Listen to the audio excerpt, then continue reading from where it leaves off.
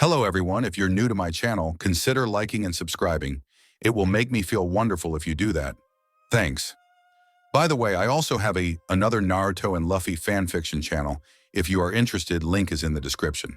Tomorrow's Romance Dawn, Old Version, by OtakuWithHazelEyes. The Straw Hats have left Drum, ready to take on Baroque works in Alabasta. However, upon making a pit stop at a mystery island, they come across something they never expected to find: an older Zoro. Now they must locate the future crew, as well as keep treasure out of the hands of bounty hunters. Adios. She heaved a sigh and snapped her journal shut. Blinking her eyes, she looked around the area she was sitting in. The sky was blue and the sun was almost painfully bright to her tired eyes. She frowned. When had the sun risen? I must have been extremely focused, she thought. I didn't even notice the sun coming up. With that in mind, she stood up and stretched her stiff back and limbs. She winced. That was what she got for sitting in the exact same position for hours on end, but it was totally worth it. She smiled genuinely at all the papers and notes that littered the ground. Upon her search of the ruins, she had come across several walls engraved with glyphs. She had spent the last few hours deciphering these walls and gained access to a treasure trove of knowledge. She picked up one of the papers, reading her neat handwriting. We of Sankalpa adhere to these truths. To find the strength, the voice, and the surrender of the world, we of Sankalpa embrace the will that has been granted to us generously by the heavens. The will of presence, the will of fighting spirit, and the will of intimidation. We strive for complete mastery so that we will rise above the common man. She pursed her lips. She wasn't going to say she was an expert in the subject, but the text's referral to 3 different wills, as it mentioned multiple times, correlated with what she knew about the 3 types of haki. And mentions of the Sankalpa. Had they originated here, on Kala? The text went on to give details that she thought some of the others would find interesting, but not as interesting as what the other walls said. The information she had gleaned from those would prove beneficial to understanding and overcoming the trials Kala kept providing. Speaking of trials, she wondered if her friends had come across any of the bounty hunters. She hoped they had found a way to regroup. It would be easier to tell them everything she knew and learned if she didn't have to keep repeating it over and over. She sat back down and picked up her pencil. She still had a lot of work to do. The ruins had so much to offer and she had to learn everything she could. Her friends could do without her for a little while longer. Location. With the Straw Hats jungle group, the group hadn't moved from the spot they'd stopped in for over an hour. It had also been that long since Luffy decided to climb a tree. He still hadn't come down, and personally, no one could blame him. Vivi's sudden appearance and her being alone save for Karoo, who collapsed from exhaustion not long after bringing Vivi to them, had carried several implications. These implications were confirmed when she tearfully explained everything that had happened to her group. The battle against Yari, Frankie's timely arrival, the ambush in the cove. Upon mentioning of Runo again, Nami finally remembered where she had heard his name before. Arati had mentioned her future self was captured by him, and future Sanji's attack. When she had gotten to the part about her own escape, Luffy walked past where she sat, hugging her knees, and started to climb the nearest tree. Under normal circumstances, Luffy would have demanded to know the hunter's location so he could beat the crap out of them and take back his comrades. This, however, was not normal circumstances. For starters, he hadn't even known future Sanji and Tony had been captured until now. He supposed that was the same for future Nami, but he already knew something had happened to her from the whole triple pose thing. No, his crew had conveniently left that tidbit of information out when they explained who Tony and Lysop were. They of course had to explain to Vivi their own situation, where Luffy learned Tony had attacked them in a hypnotized state. Tony was free now, but that would have been nice to know sooner. Second, the crew members that had been ambushed in the cove had been defeated badly. While future Sanji's fire attack sounded really cool, judging by Vivi's description, Zoro had been horribly injured by it. It had been completely one-sided, just like Sanji's brief fight with Roronoa. Unlike Sanji's fight with Roronoa, the latter hadn't even been trying. Future Sanji, while hypnotized, had been trying. Luffy didn't even want to think about what he could have done to Brook and Usopp. Even before then, his own crew members had practically been tortured by this Yari girl before Frankie showed up. Of course, Nami had to mention her own one-sided fight with Arati, and then there was his duel against Vaughn. Luffy had lost, just as miserably as everyone else. He hadn't mentioned this to his comrades, but he could still clearly remember the last thing the pseudo-vampire had said to him before he got knocked out. Luffy stood up. He couldn't remember how many times he fell, or how many times he got back up, but this time hurt like the devil. He was lightheaded and every part of his body ached. "Geez, you don't know when to quit, huh?" Vampire guy said, breathing heavily. "If it's any consolation, I was really trying not to hurt you this much." Vampire guy was mostly unharmed, save for a couple bruises and a bleeding lip. He would have had more injuries if it weren't for a technique he kept using to avoid attacks, and another one that made punching him like punching a steel wall. And his punches affected Luffy more than they should, just like Garp's. At least the bounty hunter didn't try shooting him again, instead just using the rifle on his back as a club and creating weapons out of spilled blood. He now had a big sword made of solidified blood, which really wasn't good for Luffy. It was made mostly out of his own blood. "I don't think you can take another hit from my sanguine saber," the hunter went on, wiping his mouth on his sleeve. "I don't want to kill you, but you're not going to stop fighting, are you?" Luffy was currently attempting to breathe without coughing up blood, so he had no reply for the red-eyed man. Vampire guy sighed and gave Luffy a sympathetic look. At least it looked sympathetic in Luffy's blurring vision. Normally that would be an admirable trait, but in this case it's reckless. There are times where you need to cut and run. You know that, right? Luffy had no answer. He instead gave the older man a dirty look. "Don't look at me like that. It's your own fault for trying to take on an enemy you weren't ready to fight. I don't know what kind of enemies you've been fighting up until now, but the New World, and heck, the last half of Paradise are whole other stages. You're strong but not strong enough to take us on." He shrugged. "I suppose it's this kind of mindset that led to events such as Sabaody. Figures as much. Keep this up and you'll only lose your crew." Those words echoed in Luffy's head. Sabaody? What was Sabaody? And what did he mean he'd lose his crew? Hopefully your future self will be a little more wise. With experience comes wisdom and all that jazz. Vampire guy stuck out his hand. "Sorry about this. I actually don't like controlling blood while it's still in the body, but I don't have any tranks." Luffy finally tried to speak. "You, head rush." Luffy's head felt hot and heavy, then everything went black. After that he'd had that horrible nightmare, and then he awoke to find himself with his crew. And speaking of his crew, Luffy looked down from where he sat in the tree. Roronoa was sitting against the roots of the very same tree his young captain was sitting in, while Nami was simply sitting on the ground near Vivi, stroking the still exhausted Karu's head. It appeared Vivi had just finished being treated for her injuries by the two reindeers, and was now being hugged by both Tony and Lysop. Vivi, Tony and Lysop were shouting, rivers of tears streaming down their faces. "We missed you so much." Vivi appeared to not know how she was supposed to react, so she just smiled sadly and patted their backs. "Aw, thanks you guys. I guess it's been a while since you've seen me." Lysop got off her and wiped his eyes. "I'll say, it's been over 2 years. Vivi, you've changed a lot, USO Lysop. When did you become so?" Lysop's face went deadpan. "The next word you're going to say better not be manly."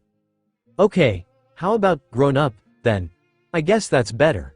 And thanks for not saying it like you're completely surprised." "What about me, Vivi?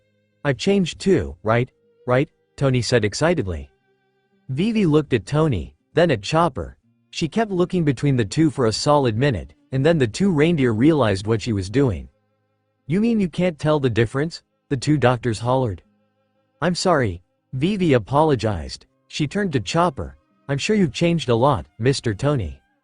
"I'm your time's Chopper. He's Mr. Tony," Chopper yelled, pointing at Tony. Mr. Tony was currently sitting in emo corner next to Roronoa. Not that past Straw Hats knew it, but that last time he'd looked this dejected was when he saw his first bounty. "Have I really changed that little?" Tony asked himself, obviously depressed. "I thought I'd become a man." Roronoa scoffed and placed a hand on top of Tony's hat. "You have become a man, just not in appearance." That did little to ease Tony's new existential crisis.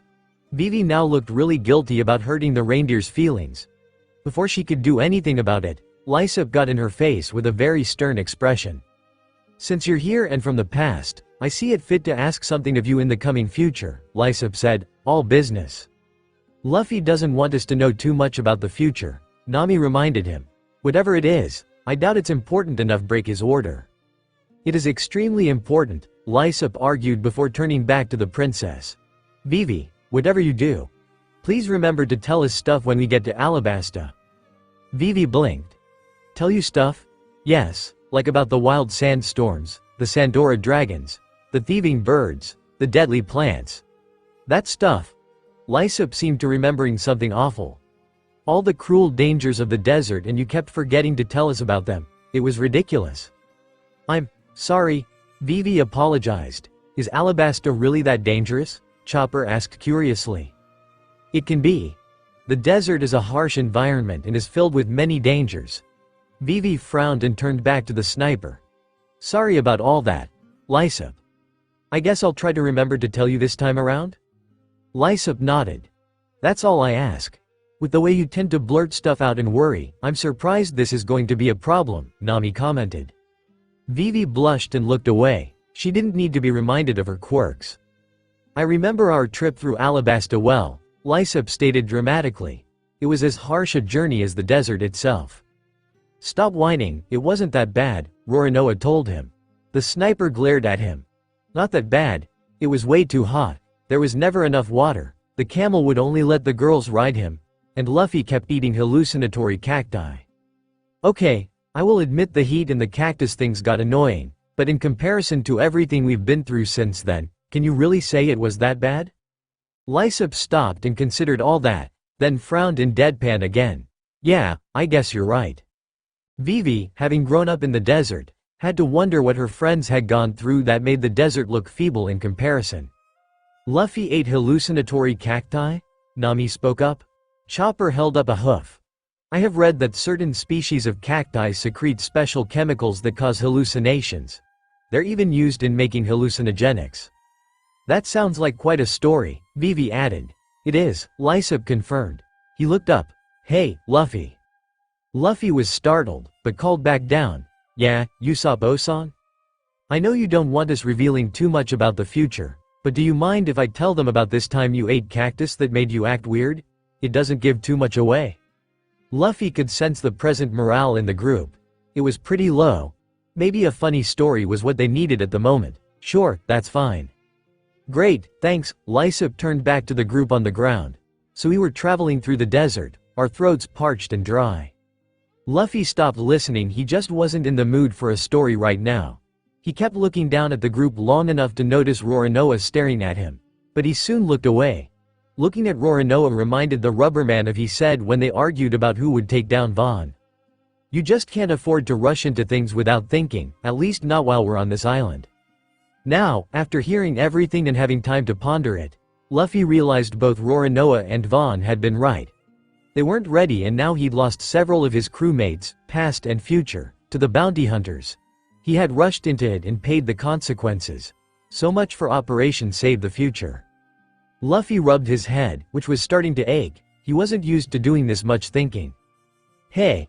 Luffy looked up and was surprised to see he wasn't the only one sitting on the big tree branch anymore. Sanji was sitting there with him.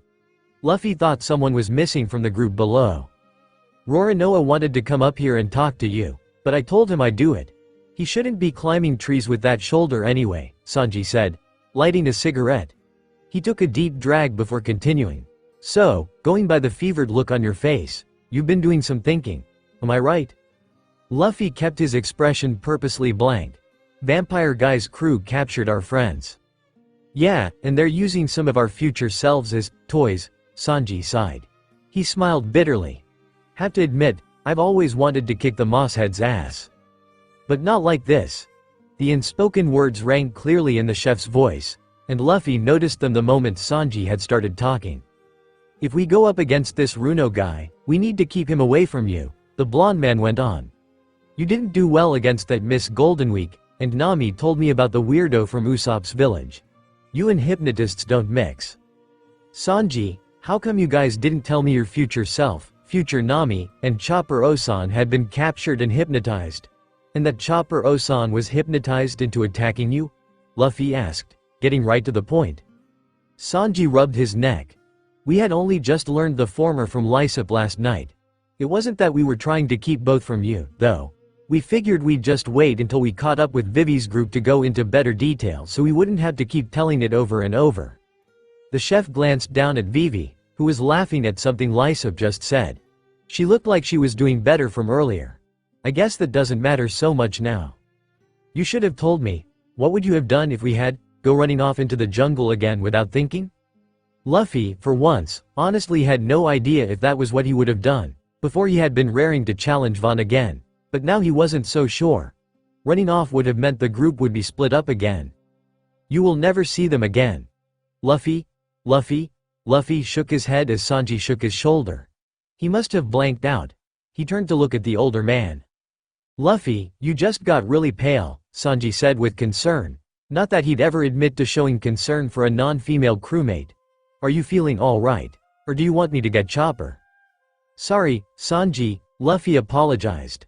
I'm fine, I promise. What were you saying? Sanji didn't look convinced, but he chose to take his captain's word for it. I was just saying that for once, future Mosshead is right. We can't go rushing into this like we usually do. We don't want anyone else to get captured or hypnotized. Roronoa also told me to tell you that from this point on, we have to assume that anyone else we come across might be hypnotized too. That way there won't be a repeat with what happened with the shipwright. Luffy crossed his arms. What do you care about what Zoro Osan saying? You and Zoro don't trust him. Nami is as observant as ever, Sanji said without his usual lovey spiel. I don't explicitly distrust him, but I won't lie. I think there's something off about Roronoa. Zoro and I both think he's hiding something, and don't tell me you haven't noticed all the guilty looks he kept shooting at you in the beginning. He gave you one earlier when you woke up from your bad dream. Brook, Lysop, and Tony have been doing it too. Sanji remembered when the elder swordsman had called their crew overconfident rookies. Now that he thought about it, Roronoa sounded like he knew what he was talking about. In the future, did the crew become overconfident and pay the price for it? It would explain all the guilty looks Roronoa, Lysop, Tony, and Brook kept giving Luffy, but the chef had a feeling there was more to it than that. He would have asked Roronoa outright if it were not for Luffy's no asking about the future rule. A rule Luffy looked almost ready to break, almost. That doesn't matter, Luffy said a little forcefully. The crew is all together in the future. Whatever they feel guilty about, we get through it. The real question was whether he was convincing Sanji of that. Or himself. Luffy didn't know anymore, and that scared him. It took a lot to scare him. I guess you have a point there. For now, we should be worried about the situation at hand. Sanji stubbed out his cigarette on his heel. What's our next move going to be? Are we going to try and get our crewmates back, or do something else? Just know that if try the first choice, we'll probably have to rely on Roronoa, Lysop, and Tony to fight. He shuddered. Now that's a thought that fills me with trepidation. Luffy grinned, his first since Vivi's return. Nah, they're all strong. I bet they could take on those stupid hunters, easy. Sanji snorted. Yeah, sure.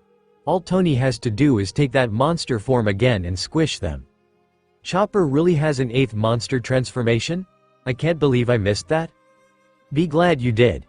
That thing was freaky. Luffy chuckled. He had by no means forgotten his concerns or his worries, but he no longer felt overly depressed about it. Laughing had helped, and he had a feeling that was what Sanji was aiming for. There you go, Sanji said proudly. Look, I'm sorry we kept that information from you. But you need to stop sitting up here angsting over everything. It's completely out of character for you. We'll figure this out like we always do. And if you need to talk to us, do that. That's what we're here for. Luffy thought about that. Should he tell Sanji and the others about his dreams, and what Vaughn had told him at the end of their duel? The rubber boy frowned, then looked Sanji directly in the eye. Sanji, Oi, guys, Nami's voice screeched from down below. The chef and captain looked down. Everyone was on their feet, even Karoo, and watching a large, full-grown buck, assumably Tony, sniff the ground. Get down here, the navigator continued to shout. Tony thinks he's got something. Be right down, Nami Swan, Sanji yelled back. He looked at Luffy. Duty calls. What were you going to say just now? Luffy adjusted his hat before answering, covering his eyes. It can wait. Alright. Feel up to getting us down from here? Sure. Luffy ended up wrapping one arm around Sanji's waist and the other around their tree branch. Then, slowly so he wouldn't aggravate his wounds too much, lowered himself and Sanji to the ground. He flinched when his arm snapped back into place, but it wasn't too bad. So what does Tony think he's got? Sanji asked as he and Luffy approached the group. Tony looked up. Okay, so I was laying face down on the grass after Vivi hurt my feelings. I said I was sorry, Mr. Tony, Vivi interrupted. And I ended up sniffing the ground. While I was doing that, I picked up a scent. What kind of scent? Luffy asked. Tony sniffed the ground some more. It smells like flowers. Nami frowned and placed her hands on her hips. There are lots of flowers around here, Tony. Old books. Tony continued. There's a definite lack of those around here, Roronoa said, a grin slowly forming on his face. He knew where Tony was going with this. And coffee? Tony looked up again, smiling widely. There's no doubt about it, Robin was here, and judging by how strong the scent is, it was pretty recently. This brought forth a myriad of reactions from the group. Lysop and Roronoa were both grinning excitedly now, for this was the best news they'd heard all day. Sanji was already in mellowing mode at the prospect of meeting the elusive, beautiful archaeologist. Vivi, Nami, and Chopper, who had only heard of Robin through comments of her morbidity, were less excited. Luffy remained completely blank-faced. Well, before Vivi showed up we were planning to go after Robin once we met up with the Sunny Retrieval group, Roronoa remembered. This is perfect, Lysop declared. Tony, do you think you can track her with her scent? I can. Tony assured them. If this is what Luffy wants us to do, then I can definitely lead you to Robin. Everyone turned to look at the rubberman in question, awaiting his answer. Well, Luffy? What are we going to do? Chopper asked. Do you want to follow this scent to Ms. Robin, or do you want to start thinking up a rescue plan for Mr. Bushido and everyone else? Vivi asked with a somewhat melancholy tone. Luffy didn't reply for a few moments, his hat shadowing his eyes. He was going over the options in his head, and it wasn't long before he made his decision. If we're going to take our friends back, we're going to need as many people from the future to fight for us as possible, Luffy said in a low voice. He looked up, determination in his gaze. Since we have an idea of where she is, we're going after Robin. But like Zoro-san said, there's a chance she might be hypnotized too, so we need to be careful. He clenched his fists, and most importantly, you will never see them again. That man bear could shove it. Luffy would see them again. He was going to make sure of it. From here on out, we stick together. No more splitting up, got it? Right. Everyone shouted in response. Luffy pointed at Tony. Chopper-san, lead the way. You got it, Captain, Tony said. Everybody, follow me, Chopper. Try picking up the scent too, so you can help. Chopper entered Walk Point, and soon enough, he had the scent as well. Vivi led Karoo over to Luffy and told the captain he shouldn't be walking too much with his injuries before joining the others in following the reindeer. Roronoa hung back with Luffy, helping his captain mount the large bird. Roronoa gave Luffy a side glance. You and the cook were talking for a while. You doing better? Luffy nodded. I'm fine now. I'll be even better when we get our friends back. Roronoa gave a half smile and looked away. Good to hear. Come on, let's catch up. Karoo let out an enthusiastic squawk, and the three ran to join the others, and almost immediately had to go back for Roronoa, who went the wrong way. Time. About 20 minutes later the path the two choppers took the crew along went north, and as they went further, the terrain changed. There were fewer trees and occasionally they had to climb over walls of rock. The farther north they went, the more elevated the landscape became. Are you sure Robin took this route? Lysop asked, pulling himself up yet another short cliff. Because I really don't think she would have taken the most difficult path imaginable. This is where her scent leads, Chopper replied simply. And Robin's really clever, Tony added. If she knew there were enemies on the island, she would have taken a difficult path just so she wouldn't be easily followed. That sounds like something Robin would do, Roronoa commented, helping Luffy and Karoo up onto the ledge. Sanji happily helped Nami and Vivi up the ledge and the group continued walking. As they went, the ground began to flatten out, Much to the crew's RTHEY wouldn't do much more climbing. But this meant the foliage grew thick again, making sniffing out Robin a harder task. At any rate, another few minutes passed before anyone tried to make conversation again. Speaking of difficult paths, Nami spoke up. Vivi, I've been meaning to ask you something. What is it, Nami? Vivi asked. Nami held up a piece of paper, which she had been using to mark their path. When you showed up, we were all completely lost. How did you manage to find us? Vivi opened her mouth to give an answer, then just as quickly shut it. She began to look very puzzled. Vivi-chan? Sanji said with concern. I'm not sure, Vivi admitted. I wasn't really paying attention to where we were going. Luffy patted Karu's head. What about you, Duck? Do you know how Vivi found us? Karu looked a little confused himself, but nodded. Qua qua qua, qua qua qua. While I was running with Vivi, I found this weird clearing amongst the trees, like a path. I figured it wouldn't hurt to take it, so I did, he says, Chopper translated, moving to walk alongside Luffy and Karu. Tony seemed to be doing fine on his own. I didn't see any path in the direction you guys came from, Lysa pointed out. Qua qua qua, qua qua, Karu said in a little panicky tone. Qua qua qua. That's because as I moved along the path, trees behind me moved, Chopper translated again. They covered up the path I took. Seriously? Vivi gasped.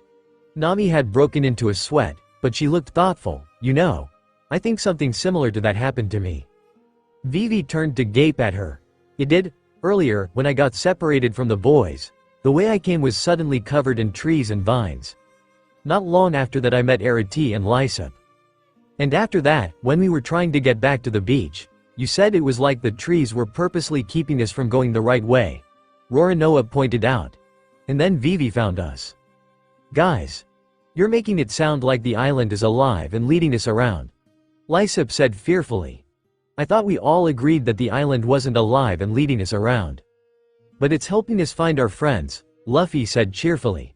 That's awfully nice of it to do. Shut up, Luffy, Nami barked. I refuse to believe the island is alive, it makes no sense. I hate to disagree with you, Nami, but we are in the Grand Line. This place doesn't make sense as a rule, Sanji admitted reluctantly. He gave her a thumbs up. But I still support you 100%. Nami flopped over dejectedly. She was surrounded by morons. Mr. Roronoa? Vivi spoke up. Would you be able to tell if the island was alive? Roronoa raised an eyebrow. Why are you asking me? Back when we were being attacked by Yari, Mr. Brook said you had an ability called Kenbunshoku Haki that let you sense things, inner voices? Yeah, didn't Lysop mention those twins having something called Haki? Sanji remembered. What is Haki? It's kind of an enforcement of will, Roronoa replied. Specifically, Kenbunshoku Haki allows the user to hear one's inner voice, helping them find another's location or predicting their attacks. Sanji kicked forward, and for the umpteenth time, Roronoa caught the chef's foot. The swordsman smirked. Like that. So that's how you keep avoiding my attacks, Sanji yelled in frustration. I knew it wasn't a fluke. Luffy nodded sagely. So it's a mystery ability. Roronoa snorted. It might as well be. That's so cool, Chopper odd. So you can read minds? It's not that specific, Chopper. Roronoa pushed Sanji's foot away, and Nami caught the chef before he could fall over. Ignoring Sanji's loud declarations of love to the navigator, Roronoa went on explaining. I know I make it look easy, but in reality my Kenbunshoku Haki isn't as good as other members of the crew. But to answer Vivi's question, if the island was alive, I would be able to tell. Is it alive? Luffy asked curiously. Roronoa frowned. His silence did nothing to reassure the more cowardly members of the crew. I don't know, Roronoa admitted. What do you mean you don't know? Nami, Chopper, Lysop, Sanji, and Vivi all demanded to know. Exactly that. I have been getting the vague impression we're being watched. Not to mention ever since I got here I've noticed my hearing has been muted. It's like there's a bigger voice muffling all of the other voices, but I can't make it out. It's like a buzzing background noise. Seeing their creeped out expressions, he continued, that doesn't necessarily mean it is alive. For all we know, there just might be a ridiculously powerful Haki user on this island somewhere. Why you mean like Ienaru? Lysop said shakily. He groaned. Cuz I really don't need to relive that experience. Enaru's haki was strong, but he had the rumble fruit to back it up, Roronoa said. I don't think we have to worry about that. The two future pirates soon realized that they were being stared at by all of the past crewmates. Future thing, Lysop said, waving his hand. Pay us no mind. My point is that there's no way of knowing, Roronoa finished. That's the best answer I can give. Oi, island, Luffy shouted suddenly, throwing his arms up in the air. If you're actually alive, mind giving us a shortcut to Robin? This trip is taking too long. Everyone either groaned or gave Luffy a baleful look. This was no time for messing around. What did Roronoa just say? Nami yelled at the rubberman. What?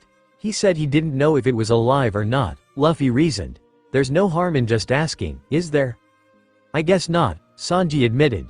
But it looks kind of stupid asking an island for a favor. Sanji was cut off as the group found themselves falling over the side of a large cliff. It came into their path so suddenly that no one had a chance to prevent the chain reaction of tripping over the side that ensued. What the heck? Lysop shrieked. Tony, why didn't you warn us? I couldn't, Tony squealed. The cliff just came out of nowhere. Thanks a lot, Luffy, Nami howled, bonking Luffy on the head. What? It's a shortcut, Luffy argued. Not if we end up stains on the ground, Vivi shouted. Quow, Karoo agreed. I'll break your fall, ladies, Sanji offered lovingly. Hang on, I got this, Luffy insisted, Gum Gum. Don't even think about it, Chopper ordered. You'll strain your injuries. Luffy crossed his arms and pouted, a remarkable feat given he was free falling. Usopp, Chopper, Roronoa shouted, temporarily forgetting to use their new names. Do something. Right, Lysop and Tony responded. Lysop quickly pulled on his goggles, pulled a pop green from his bag, and drew back the strap of his Kuro Kabuto, Green Star, Trampolia. The seed hit the ground and immediately grew into a big bubble-like plant. Guard point, Tony called out. Having seen Chopper take this form before, the group was only mildly shocked to see Tony burst into a ball of fluff. What did most of the shocking was just how big that ball of fluff was. It was enormous. Still, the two future pirates' actions did what they were supposed to. The group either landed on the trampolia or Tony's guard point, softly breaking their fall. Wow, Chopper thought as he bounced on the trampolia. I really don't need rumble balls in the future. Once everyone was done bouncing and safely on the ground, Tony went back to Brainpoint and the pirates regrouped. Okay, Nami said breathlessly, dusting off her clothes. All in favor of that thing with the cliff being a coincidence and not in any way a sign that the island is alive and listening, say, aye. Aye, the crew, save the captain, said in deadpan unison. Luffy, deciding to not go along with his crew's thoughts, waved his arms towards the top of the cliff. Thanks for the shortcut, island, we owe you one. We owe the island nothing, Nami and Sanji screeched, punching Luffy's head. We almost died. Roronoa stretched his arms and turned to Tony. How ta shortcut? Tony transformed into Walk Point and began to sniff the ground. He only did this for a moment, then lifted his head. Robin's scent is much stronger now. She's close. Everyone, follow me.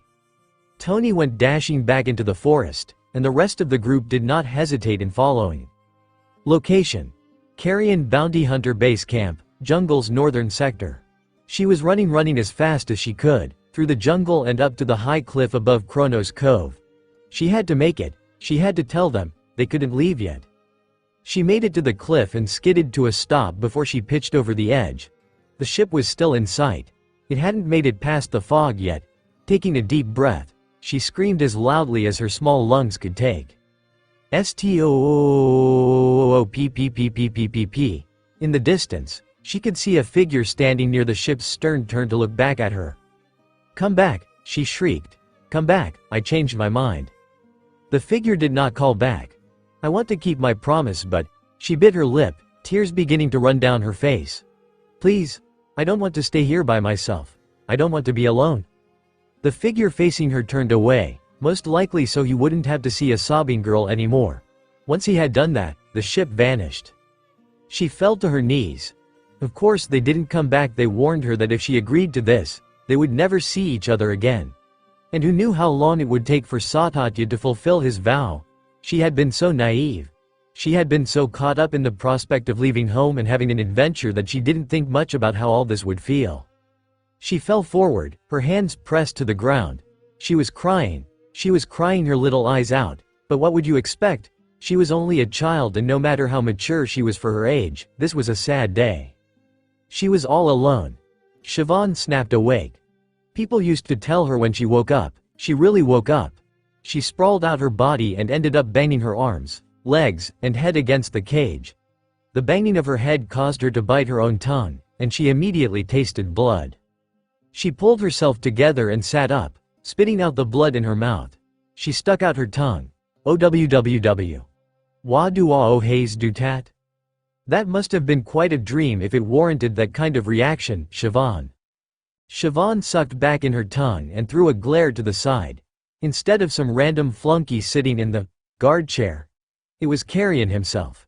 He was whittling away at a block of wood, only pausing to eat a banana from a pile sitting on a tray on the tent's desk. She really didn't want him there, but maybe starting some witty banter with him would get her mind off her dream. She always dreamed of that day when she started thinking of life before, much to her eternal annoyance. That wasn't one of her best moments, and she despised being reminded of it. She had been thinking of life before a lot ever since the Straw Hats and Bounty Hunters showed up. She hated it and it needed to stop. It would only prove to be a distraction later on. "What are you doing here?" Siobhan asked sardonically. "Don't tell me you've been watching me sleep. As if you weren't creepy enough." "I noticed my men kept sleeping on the job, so I decided I would take a turn," Carrion replied casually. He started to peel another banana. "They all keep underestimating you, and we can't have that." The 12-year-old scoffed. "Weren't you the one who said you could handle a little girl earlier? If the need arises, I could deal with you. That doesn't mean I don't acknowledge that you're stronger than you look." "What gives you that idea? You have a very commandeering presence, and you're quite sure of yourself for someone who is a prisoner," he answered. "Also, after our little chat, I did some thinking. I remembered Arati mentioned that when she and Vaughn were chasing you, she fell unconscious at some point. She believed you were responsible, despite you being nowhere near her. In addition, Vaughn dropped that little clue about you having too much wolf or devil fruit powers to affect you." Siobhan scowled. Carrion chuckled. "I used to be in the Navy, Brad. I know strong-willed types when I see them, but I didn't really look at you until recently. Now, I don't want to think you're capable of such things at such a young age, but I have to be careful. Besides your obvious use to us in locating the Star of Kala, that's the reason you're still in that cage and not tied up or anything. Simply tying you up in ropes or even chains is too easy to escape from." Siobhan was actually a pretty good escape artist when it came to ropes and chains, but she wasn't about to let the boss know that. She decided to change the subject. "Navy this, Navy that," Siobhan griped. "What is this Navy thing you are so obsessed with? Some of my past visitors mentioned it, but they never went into detail." Carrion gave her an intrigued look. "You mean you don't know? You must have been on this island for a long time then?" "It hasn't been that long. I've only been living here for a little more than 3 years.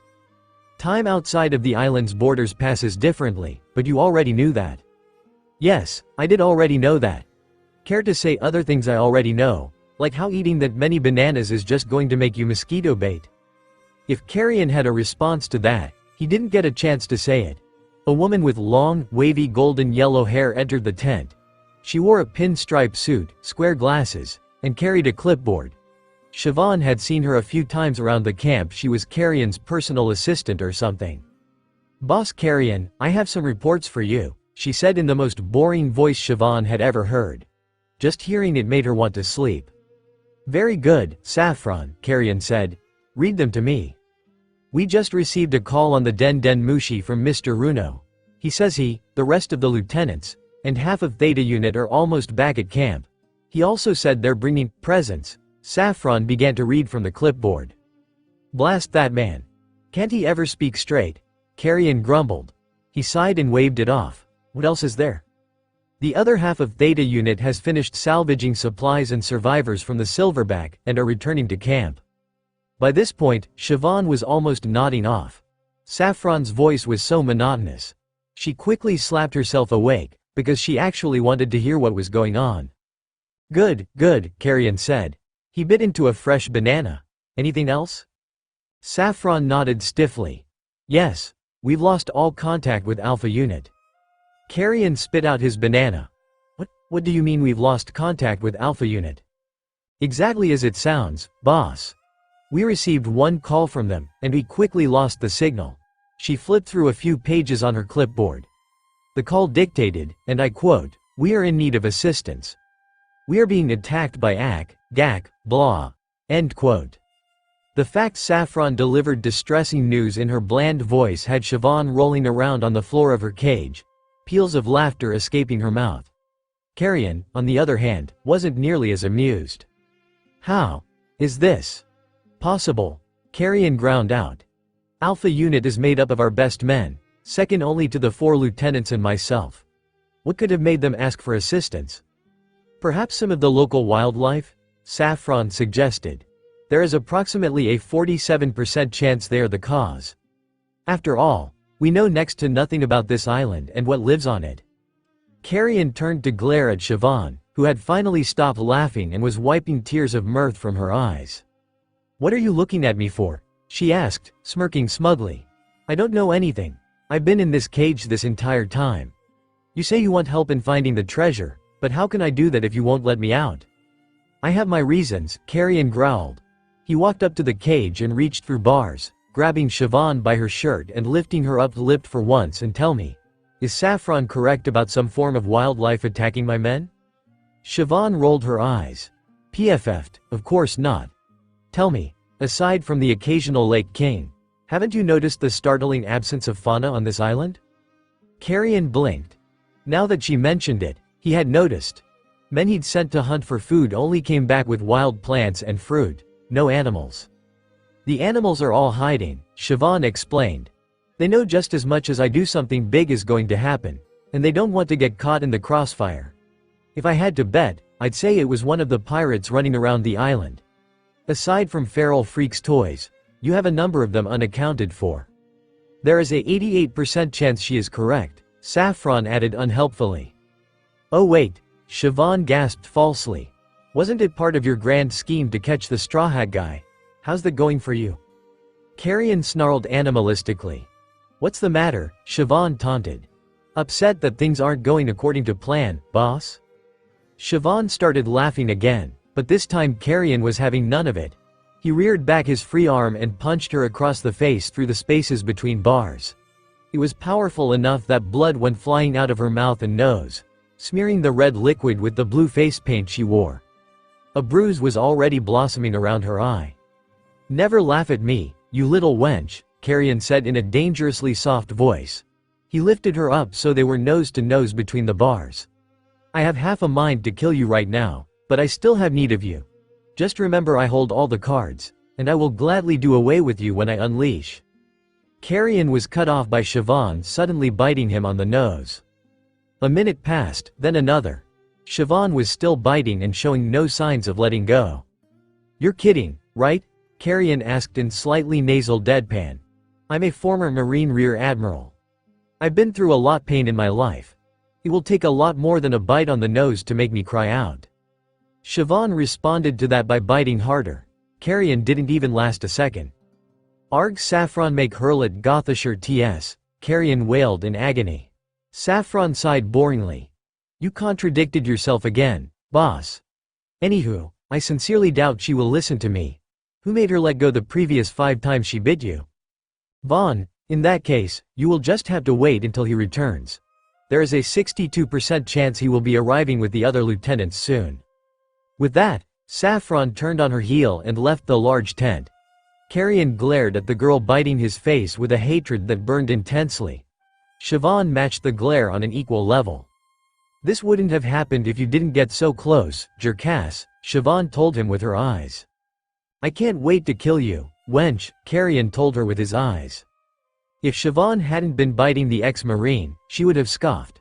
Just as she had thought, all that talk of relieving her of her guardianship duties and letting her leave was total BS. Not that she ever believed it, though a little harder to detect than most people's Carrion's inner voice gave away a majority of his true feelings. The only thing that remained an enigma was why he still wanted Siobhan around if she wasn't going to aid him in finding the treasure. At least Blood Eyes would be back soon. He was a much better conversationalist and distraction. Kind of like Captain Sama, but not as funny. Blood Eyes was more witty and she liked that, even if it got annoying. It was like talking with Satatya again. Crap, she thought of Satatya. She needed that to stop or she'd have those stupid dreams again. Siobhan quickly banished the thoughts and went back to focusing on pissing off Carrion. Location: the lesser ruins while the rest of the crew was slack-jawed. Roronoa took one look at the site before them and rolled his eye. Figures Robin would be here, he muttered. After following Tony back into the jungle, they hadn't walked very long before the grass turned into grayed cobblestones. Of all the things they were expecting to find on Kala, Roronoa and his crew included, they certainly weren't expecting to find this. Splayed out before them were structures of crumbling white stone, held up by smooth pillars carved with strange symbols and hieroglyphics. Most the buildings were kind of small, except for an occasional one that stood higher than the rest. Every building was so artfully done that you could tell a lot of work had gone into the place. Standing off in the distance of the area was a large statue of a robed woman. Area-wise, the ruins only covered about the same amount of land as your average-sized village, but the fact this place was here at all was stupefying. Silently, the crew entered the ruins, with Tony letting in the front with his nose. "I don't believe it," Vivi whispered, resting a hand on Karu's saddle. "So people really do live here?" "More like they did live here," Sanji said, knocking a loose fist against a wall. Bits of stone fell from it. "Doesn't look like anyone's been here in a long time." "So I guess we won't find any open restaurants here, huh?" Luffy said with disappointment. "You always think about food," Nami said grumpily. "But this is weird," Chopper commented. "If no one lives here, shouldn't there be plants growing all over the buildings and stuff?" "Good point, Chopper," Nami agreed. "And while these buildings look old, they don't look that old. Personally, they kind of remind me of this ancient city we went to once called Shandora," Lysop said. "Only smaller and more white." "Usopp-Osan," Luffy complained. "Don't think just because I let you tell that one story I'm going to let you spoil more adventures, zip it." Lysop flinched. "Right, sorry." The group moved ahead, and Lysop was about to follow, but someone pulled him back. When he turned, he saw it was Roronoa. "Zoro?" Lysop asked. "Keep moving and act natural, but we need to talk." The two men hung at the back of the group, which was moving much more slowly now that they were exploring the ruins. Luffy and Chopper kept running into buildings to see what was in them, despite Nami's warnings that they may not be stable. Lysop crossed his arms and looked at the swordsman. "So, what's up?" "Since we're probably about to meet up with Robin," Roronoa began, "we should decide right now what we're going to do." "What do you mean?" "Well, it's not like she was these guys' friend back then, now was she?" Lysop's eyes widened and he swore under his breath. That hadn't occurred to him in the slightest. He had been so happy to see Vivi again that he hadn't considered how the past crew would react to a certain future comrade's presence. "Vivi's not going to be happy about it," Lysop stated. Roronoa frowned. "No, she's not, and who knows about the others? The cook probably won't care. You saw how he was the first time around." Lysop snorted. "Yeah, that was true. Sanji would most likely start fawning over Robin's beauty within the first 5 minutes of meeting her. That didn't mean the others would be as accepting." "I honestly have no idea as to what we should do," Lysop muttered. Roronoa gripped Watto's hilt. "Then I guess we'll just have to wing it." The two men both frowned, but remained determined. They were not looking forward to whatever lay at the end of this, but it had to be done. Vivi noticed almost right away the change in Roronoa and Lysop's behavior when they entered the ruins. They were acting edgy and... Was nervous a good word to use? Maybe for Lysop. But Roronoa? The princess wasn't sure. Maybe they were just anxious about finding Robin. She certainly was. All of the morbid comments Brooke made in her name didn't really do much for her image. There was also the lingering possibility that Robin was under Runo's control already. Luffy noticed it as well. They were hiding something, and it wasn't like the hiding of a future adventure. It was the kind of hiding that Sanji mentioned, like they felt almost guilty about and looks of worry or guilt on their faces. These were expressions of anticipation. They were waiting for something. Was it Robin related? Luffy was excited to meet her, because Brooke had been awesome and Vivi's description of Frankie, a robot man, made him sound really cool too. How cool was Robin going to be?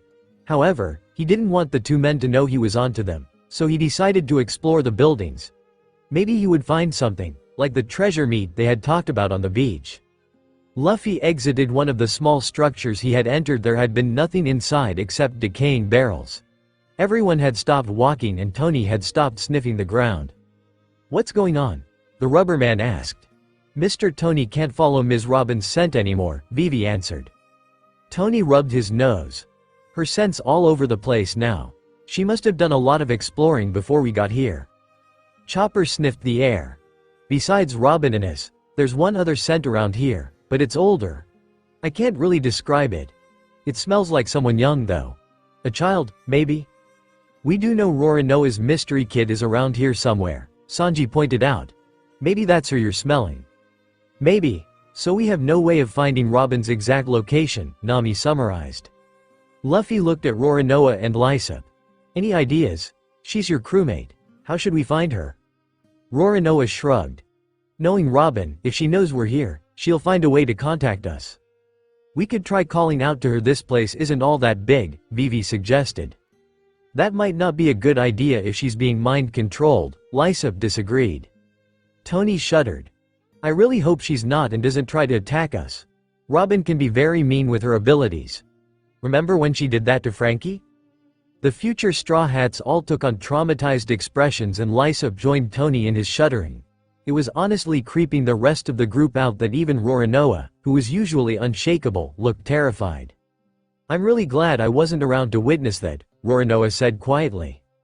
Lysop hugged himself. Just hearing about that later from Luffy was bad enough. "You guys are lucky. I was actually present when that happened," Tony said, near tears. Then he turned thoughtful. "You know, I don't think I ever checked to see if Frankie was fully functional after that." "What did she do?" Vivi shrieked, unable to take their freaky attitude anymore. The future Straw Hats simply looked away. "Why are you looking away?" Chopper hugged Nami's leg. "Nami, I'm scared." Nami knelt down and hugged him back. "So am I, Chopper. So am I." Luffy, on the other hand, started laughing. She, Robin sounds like a lot of fun. I can't wait to meet her." "Me neither," Sanji agreed, hearts in his eyes. "I'm always happy to see another beautiful lady join the crew." "Hey, what kind of person is Robin, anyway?" Luffy asked the older crewmates. "I mean, she's part of my crew so she must be awesome, but I still want to know." The rest of the past Straw Hats could honestly admit they were thinking much of the same thing. Except Sanji, he was just fantasizing about how beautiful she was going to be. "Robin's great," Tony answered enthusiastically. "She can be a little morbid sometimes, but she's really nice. She always knows great stories and when she goes book shopping she remembers to look for medical texts for me. And she's really smart and knowledgeable," Lysop added. "I can't count how many times she's saved our butts because she knew something about where we were or about the situation." Luffy looked at Roronoa, expectantly awaiting his answer. The swordsman smirked. "Robin's a good nakama. That's all you really need know." That put some of the crew's fears to rest. Zoro, past or future, was a tough audience. That one comment alone meant he held the woman in high esteem. The pirate captain chuckled. "Yeah, you're right. I hope we can find her soon." Vivi agreed with that. Hearing Lysop and Tony's new comments eased some of her earlier inhibitions, but she would rather meet the woman herself. She was about to make another suggestion about finding her when she felt something poke her in the back. "Karoo, stop it," Vivi whispered. She was poked again. "Karoo, I said stop." There was another poke. "Karoo," Vivi snapped. "Qua?" Vivi's gaze snapped forward. Karoo, as well as anyone else who could have been poking her back, was in front of her. The duck himself was standing next to Luffy. Luffy raised an eyebrow. "Vivi? Is something wrong?" "You're all in front of me," Vivi said slowly. "Yeah." Nami stood back up, and that's important because if you're all in front of me, then who's poking me in the back? The princess wasn't sure she wanted the answer, but slowly she turned around and jumped into Sanji's arms, screaming. The chef couldn't even enjoy the moment because he became scared too. An arm was growing out of the wall. An arm. And just like that, more arms appeared along the wall. Arms grew out of arms and grew out of arms, encircling the group almost like a net. If that wasn't bad enough, the arms weren't bare. Ears and eyes were on some of the arms, and those in particular got really close to the pirates from the past, as if interested in them. That was the last straw. They all began screaming at the top of their lungs. "Ah! Usopp was right," Chopper screamed. "This is a haunted island." The girls just kept screaming and both clung to Sanji, who couldn't even enjoy the new closeness because of all the disembodied body parts surrounding him. Luffy was the only one not screaming. He was giggling like a maniac and even shook some of the hands. "Awesome! Arms grow out of walls here." Luffy's widened as he had what he thought was a brilliant idea. "Hey, do you all want to be my nakama? Don't ask disembodied limbs to join the crew," Nami shrieked. She turned to the future Straw Hats. "Roronoa, do SOMETH Roronoa?" The crew stopped screaming long enough to observe the surreal scene Roronoa, Lysop, and Tony had created. The former two weren't screaming, and Tony. The little reindeer was laughing as several arms growing out of the ground were playfully tossing him up and down. "Higher, higher."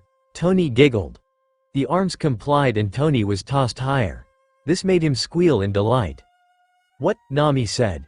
"The," Vivi added. "Hell," Sanji finished. "Qua?" Karoo threw in. "Cool," Luffy exclaimed, running over to where Tony was being thrown. "I want to try. Throw me, throw me." A few more arms popped out of the ground, and this time everyone noticed that when they did, there were small flurries of pink blossoms. The arms lifted Luffy and tossed him up and down just as their brethren were doing for Tony. The rubber boy laughed with zeal. She, this is so much fun," he laughed. "You guys have got to try this." "We're good," Sanji replied, almost dazed. What is going on exactly?" Roronoa turned to face them, as if he were just noticing they were there. "Oh, you guys are done freaking out." "Screw you, Mosshead, not even if you paid me. Don't you two start," Nami barked. She gestured wildly to the arms encircling them. "Now be straight with us, what is all this?" As soon as those words were spoken, the limbs with the eyes and ears all vanished, dissipating into cherry blossoms. Chopper gave a little excited gasp when he saw them and even tried to catch them between his hooves. The same happened to the arms playing with Luffy and Tony. They disappeared once they had set the two boys safely on the ground. Then two new arms popped out of the wall. One arm had an eye on its palm and an ear on its wrist. The other was bare and waved cheekily at the crew. "All this was just Robin having some fun with you," Lysop sighed.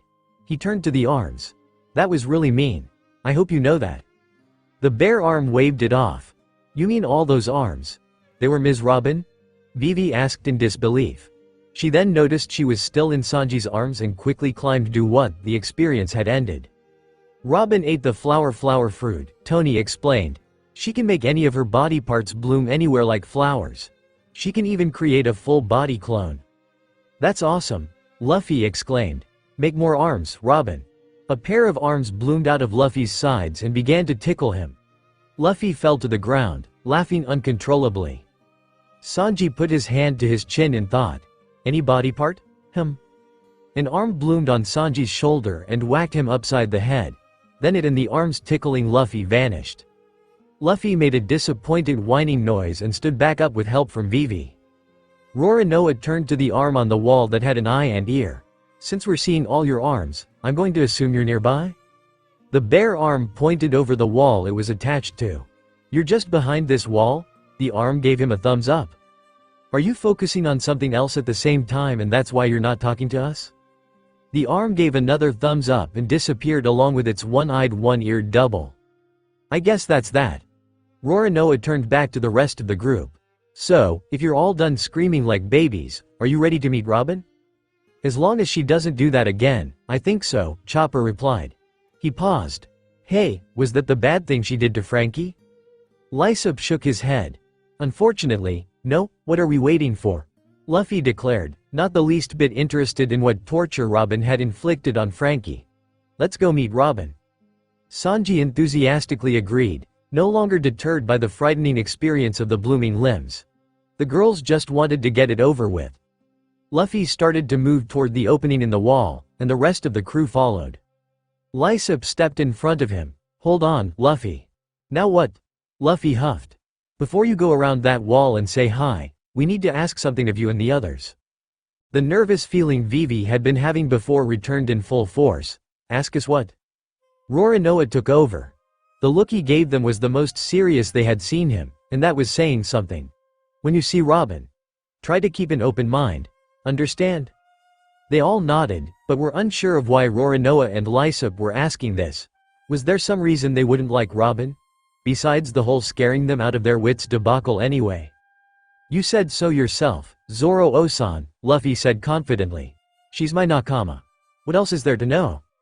Roronoa smirked, but you could tell his heart wasn't in it. "Just let us go first." With that, Roronoa and Lysop walked through the opening in the wall, Tony running ahead of them excitedly. After a few moments had passed, the rest of the group entered. The wall opening led to what appeared to be the remains of an old courtyard, surrounded on all four sides by walls like a roofless box. The ground was covered in overgrown grass and some random flat rocks, and the walls were covered in ancient writing. In the center of courtyard was a white stone bench, and it was occupied. The occupant was a woman sitting at an angle, with her back facing them. Her long, silky black hair was tied in a loose braid that flopped over her shoulder.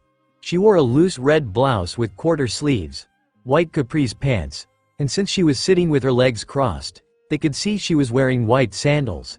She also wore a floppy white sun hat with a red ribbon around the base on top of her head. But all around her were arms growing out of the ground and walls, writing notes of piece of paper or taking rubbings of the wall glyphs. This was Robin, no doubt about it. The group hung back a little, just in case. There was still a chance this woman was under hypnosis. Roronoa and Lysop were now standing at either side of the bench. Tony ran up to her and jumped into her lap, hugging her around the waist. This made all the bloom arms dissipate. The reindeer was clearly not discouraged by the possible threat. "Rubian," he wailed. "I was so worried." Robin lifted her real arms a bit in momentary surprise, then gently returned the hug. This made the girls, Chopper, and Luffy smile, while Sanji looked on in jealousy. "I was so afraid you'd been captured or hypnotized," Tony continued, nuzzling his face against her stomach. He pulled back suddenly. "You're not hypnotized, right? Let me see your eyes." Robin reached up and removed a pair of gold-tinted sunglasses, setting them down next to her on the bench. Immediately, Tony's face lit up. "Your eyes aren't glassy. You're not hypnotized." He hugged her again. "I'm so glad." "She seems nice," Vivi thought. "And Mr. Tony really likes her. I don't know why I was worried." Robin chuckled. "And I'm glad to see you're doing well. I was actually starting to get a little worried myself. I'm just glad we got away from the people who were chasing us." The second they heard her voice, the past Straw Hats' hearts each skipped a single beat, except for Chopper. He looked up at his friends and noticed the stricken looks on their faces. "Guys, what's wrong?" the young doctor asked. "Why do you all look upset?" If they heard him, they showed no indication. They were occupied at the moment, processing her voice. A voice they knew. Lysop picked up some of the pieces of paper on the ground and whistled. "Wow, you've been busy. Is all this going to help you find the true history or something?" The woman, Robin, shook her head. "No, I don't believe so. I did, however, learn some information I think you'd be interested in hearing. I just happened to run into your dear Mr. 8 a little ways back. He didn't look so good." Lysop crossed his arms. "Same here, but knowing you, you probably know more than we do." "That's a fair assessment. This ship is nice." "No way. There's just no way," Vivi thought, sweating. Why would she be? Luffy was also sweating, and he swallowed a thick lump in his throat. Could it actually be? "We'd be more than happy to exchange notes," Roronoa said to her. He jerked his thumb over his shoulder. "But first." "Yes, I know." Robin gently moved Tony from her lap and onto the bench, then stood up. "We have guests." She turned around to face the group, and they gasped collectively. Nami's jaw dropped and Sanji's eyes widened as his cigarette fell from his mouth. Vivi snarled and pulled out her peacock slashers. Luffy grit his teeth and tightened his fists, anger filling his being. Poor Chopper could only watch his friend's reaction in confusion. Robin was a tall, curvy but athletic woman in her late 20s or early 30s. She had large blue eyes with wide pupils that were filled with intelligence, and a long, defined nose. She was very beautiful, as Sanji had been hoping, but that didn't change the facts. There was no doubt about it. It was her. She crossed her arms and smiled almost mockingly. The Lost Time Island does not disappoint, I see. I'm sure there's quite a story behind this. What are you doing here? Vivi growled. Ms. All Sunday. Robin, or rather, Ms. All Sunday, just removed her sun hat and smiled at her. Tony gasped and looked between the two women. Oh no, I completely forgot. Roronoa rubbed the bridge of his nose. This is off to a great start. Lysop shook his head in dismal agreement. It was a stare-off between Ms. All Sunday and the Straw Hats. It was as if one side was just waiting for the other to make a move. This was brief, as finally Ms. All Sunday chuckled. Ms. All Sunday, huh? Now that's a name I haven't heard in a long time. She set down her hat and gave Vivi another smile. Long time no see, Ms. Wednesday. How have you been? Vivi's snarl deepened. Fine, but no thanks to you. Ms. All Sunday just continued to give that irritatingly calm smile, completely unfazed by Vivi's malicious tone. I don't get it. Who is she? Chopper piped up. Why are you guys so angry all of a sudden? Remember when we said Luffy has to beat up a guy named Crocodile in Vivi's country? Nami said in a tight voice. Yes. Sunday, his partner. What? She's a bad guy. But she was being so nice, playing with Tony and Luffy. You bet she is, Luffy seethed. Ms. All Sunday blew up the ship Vivi's tube-haired friend was on and ratted her out to Crocodile. All ancient history, I assure you. I haven't even seen Crocodile in over 2 years, Ms. All Sunday said, waving it off. And you can stop calling me Ms. All Sunday. That was just a code name. She placed a hand on her chest. My real name is Nico Robin, and I am the archaeologist and researcher of the Straw Hat Pirates. Upon hearing that, some of the anger left Luffy's features, and he was now looking at her with an emotionless, enigmatic expression. Not that the others were paying attention to his face at the moment. I remember you, Sanji gasped. His visible eye turned into a heart. You're even more beautiful than you were when you appeared on the Going Merry. Roronoa facepalmed, while Lysop muttered, knew it. Ms. All Robin gave the chef a warm smile. Why thank you, Mr. Cook. Sanji spun around in joy. He had a nickname, knock it off, Sanji, Nami scolded him.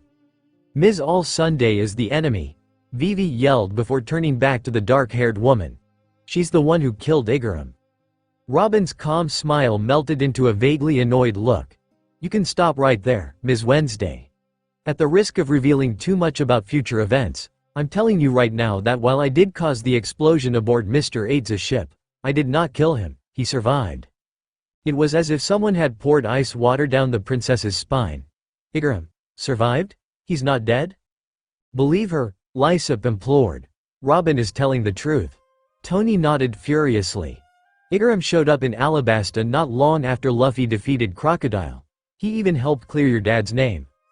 Vivi fell to her knees, radiating sheer relief. Tears started to well up in her eyes. He was alive. Igaram was really alive. She couldn't believe it, but at the same time could. But why had Ms. All Sunday spared him? So she's a good guy after all? Chopper asked. He rubbed his head. I'm getting really confused. No, Tony, Vivi muttered, looking up and wiping her eyes. Just because she spared Igaram's life doesn't make her a good guy. She's still helping Crocodile take over my country. Must I repeat that was over 2 years ago? Robin sighed. The calm smile returned, but a tad more cheerful. Would it help if I said I was sorry, Ms. Wednesday? Vivi snapped. With a scream of outrage she jumped forward, one hand spinning a peacock slasher and the other rearing back a peacock string. Stop calling me that! The princess screamed. Vivi, stop! Nami shouted. Sanji started to chase her. Vivi-chan. Vivi whipped her peacock string towards Robin. Her target was no longer smiling, she just stood there and closed her eyes. Clang! The slasher string bounced off a black and red blade, and Vivi felt something big and hairy holding back her arms. What the? The princess started to protest. In the time it took to blink, Vivi was now being held back by Tony, who had entered heavy point, and Roronoa had drawn his sword to defend Robin. Lysop had yanked Robin out of the way and the pair was standing off to the side. Even Robin looked like she hadn't been expecting the intervention. "That's enough," Roronoa said through grit teeth. "Vivi, I know you're upset, but I'm not going to stand by and let you hurt my friend. Now, drop the slashers." The pure authority in his voice made Vivi drop her weapons, and Tony let go of her while returning to brain point. Vivi fell to her knees again. Roronoa resheathed Shisui and sighed. "I'm sorry. I should have told you all who Robin was sooner, but I was concerned you would react badly. It disappointments me to see that I was right." Sanji jogged over to Vivi and helped her stand, not that the princess noticed. Her mind was elsewhere. "You'll just have to wait and see Robin for your," Roronoa froze, as if he suddenly realized what he was saying. Then, very slowly, he turned to look at Vivi. Vivi suddenly felt uncomfortable. "Is there something wrong, Mr. Bushido?" Roronoa looked away and closed his eye, rubbing his temple as he muttered, "Yeah, that might be a problem. And not just for her." That instance made so much more sense now. Of course, his words also implied he had been worried about Robin back then, not just Vivi. "We know Robin was an enemy in the past, but she's really a good person," Lysop said, putting an arm around Robin's shoulders. "We can't imagine the crew without her. Please give her a chance. We promises she's not bad anymore," Tony insisted. "She's our nakama." Nami's mouth was set in a firm frown, and Chopper looked like he couldn't decide who to agree with. Sanji was tending to Vivi, but did give Robin a conflicted glance. Vivi's face remained stubbornly furious towards the older woman. At last, Luffy stepped forward and walked over to Robin so that he was in front of her. Everyone watched him to see what he would do. "Robin, can I ask you something?" he asked solemnly. Robin removed Lysop's arm from her shoulders and nodded. "Of course, Captain." "Why did I let you join the crew?" The question wasn't asked with ill intent or accusation. It was asked with genuine curiosity. Robin crossed her arms again. "You owed me and I had nowhere else to go. Honestly, to this very day I'm surprised I'm still with the crew." She gave a small, fond smile. "I suppose it's just my luck you're so painfully stubborn." Luffy kept his expressionless face, but also crossed his arms. "I see, there was nothing I could do about it." "That's correct, Captain." "All right, I understand." He held out his hand. "Welcome to the crew." Robin giggled, taking the outstretched hand and shaking it. "Thank you." "What?" Nami cried out. "You're accepting her just like that?" "You heard her. I owed her and she had nowhere else to go," Luffy rationalized. "Besides, the woman who had killed the funny tube-haired guy and was helping Crocodile take over Vivi's country looked at him pleadingly. All Sunday reached out to him just as Nami had, and to his surprise, he didn't mind reaching out to take her hand. He smiled softly. "She's my nakama in the future. What else do I need to know to trust her?" Roronoa smiled at that, as did Lysop and Tony. Robin looked a little bit baffled for a moment, then smiled too. Nami groaned. "You cannot be serious." "Oh, Miss Navigator," Robin interrupted, reaching into a backpack laying on the ground next to the bench. "While I was searching the ruins, I found some old gold jewelry. They are surprisingly good quality for their age, so I thought." Robin didn't even finish before Nami was hugging her, wearing the very pieces of gold jewelry the former had been taking out of her bag. "Welcome to the crew, big sis," Nami said, her eyes now bearing signs. Vivi facepalmed, and Karoo mimicked the motion. Luffy laughed. "See, it's not so hard." Chopper stepped out from where he had been hiding the wrong way behind a bush, where he had gone when Vivi tried to attack Robin. "If Luffy trusts her, then I guess I do too." "You won't regret it," Tony assured his younger self. "I know I won't," Sanji cooed. Vivi elbowed him in the chest in response. "Okay, now that we're done trying to kill each other, how about we exchange notes about everything we've learned?" Lysop suggested. "I'm guessing we have a lot to go through." "That we do, Longnose," Robin agreed. She pointed up towards the statue in the distance. "See that statue over there? Let's meet there and then I'll tell you everything I know so far." "Huh? You're not coming, Robin?" Luffy asked. Robin gestured to the papers scattered around. She reached down and put back on her sun hat. "I just need to clean up my things first. I'll be right behind you." "Yosh." Luffy grabbed Nami's wrist. Alright, navigator, lead us to the statue. Aye aye, Luffy, Nami replied, still on her gold high. Luffy left the courtyard with Nami. The two choppers were behind him though he gave Robin a sympathetic look before he left. Vivi dragged a still love-struck Sanji behind her along with Karoo, and completely ignored Robin as they left. The princess was still scowling. She was not happy about this, any of it. Now only Roronoa and Robin remained in the courtyard. Robin took deep breath and upon releasing it, her smile faded into an expression of unadulterated exhaustion. She slumped where she stood and looked far older than she really was. She was nothing like the confident, mockingly polite woman she had been just a few minutes ago. Roronoa walked up to her and placed a hand on her shoulder. Are you okay? Robin rubbed her tear ducts. I'm fine, I just haven't slept much of late. That's not what I meant. Robin looked at the swordsman. He was looking at her with concern, but also reprimand for trying to hide her feelings. The archaeologist gave small, humorless laugh. You know, there was a time you'd have rather toss me overboard than ask me such things. Roronoa shrugged. Things change. Now, let me repeat, are you okay? Robin sat down on the bench and began to pack up her things. I always knew I would have to face Princess Vivi someday. Though I can't say I expected it to be like this. I doubt even you could anticipate a visit from time travelers, Roronoa said, joining her on the bench. What was with that whole witch act you had going there? If I didn't know better, I would think you actually wanted Vivi to attack you. Now why would I want something like that, Mr. Swordsman? Robin finished packing her backpack and stood up. I assure you, I'm fine, for now at least. I'll deal with the Vivi issue later, I promise. Right now we have other matters that require our attention. Shall we go? Roronoa waved her off. I'll be with you in a sec. You can go on ahead. Don't take too long. By then I'll be far ahead of you, and I'd hate for you to get lost in these ruins. You would surely starve to death. Shut up, woman. Robin laughed again, then exited the courtyard. Once she was gone, Roronoa shook his head and took one more look around the courtyard. You're far from fine, Robin, he thought. You've started using those names again. Mr. Swordsman. Mr. Cook. Miss Navigator. All were nicknames she had given them so she would remain detached from the crew and could leave them more easily. And she hadn't used them since before they rescued her from Eni's lobby. Roronoa got up from the bench and left the courtyard as well. Robin wasn't fine, not in the slightest. So, to summarize, like with the Sunny, Mary got trapped in a super current and was dragged to this island, which is the island of Kala. While looking for food, Mr. Cook, Mr. Doctor, Princess Vivi, and Karoo came across Roronoa, unconscious in the woods. After bringing him back to your ship, you concluded that both a past crew and a future crew were on the island, as well as bounty hunters and a native girl. You then met up with Brook and separated to look for the Sunny and Luffy, who went after Lysop. Nami and Lysop were temporarily captured by a hunter named Arati, and Luffy was defeated by a red-eyed sniper, swordsman named Vaughn.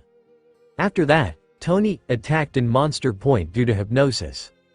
Meanwhile, the Going Merry was ambushed by a swordswoman named Yari, then rescued by Frankie, who was actually hypnotized the entire time. At the moment, Frankie, future Sanji, and possibly future Nami are under the control of a hypnotist named Runo, and Mr. Swordsman, Brook, and Longnose as well as the little native girl have also been captured. You still don't know where the future Luffy is. The hunters are also looking for a lost treasure. The island is time dysfunctional. We might be in Ape's concert, observation hockey is hard to use here, and the island may or may not be alive. Robin leaned forward on her hand. Did I get all that right? Yup, Roronoa said plainly. As we told you, Nami said with a nod. You have such a good memory, Robin Kwan, Sanji cooed. Mary's here? Lysop said with wonder, as if it had just occurred to him. Humph, Vivi grumped. Kwa, Karoo added. Robin sighed and took a thermos of tea offered to her by Sanji. It seems our captain has once again gotten us into another crazy adventure. One would think I'd come to expect it by now. Yeah, no kidding, Roronoa agreed. He crossed his arms. While we're on the subject of the captain, I don't suppose you have an idea as to where we could find our times, do you? Robin shook her head. Unfortunately, no, I haven't seen our Luffy since he left the Sunny. I suppose this is what we get for neglecting to hand out baby dens before going ashore. You're telling me, and as you said, while we're on the subject of our captain.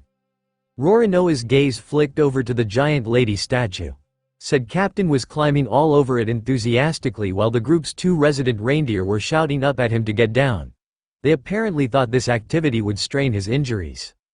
The swordsman twitched in irritation. As it had been decided, Nami had led the group to the base of the ruin's giant statue.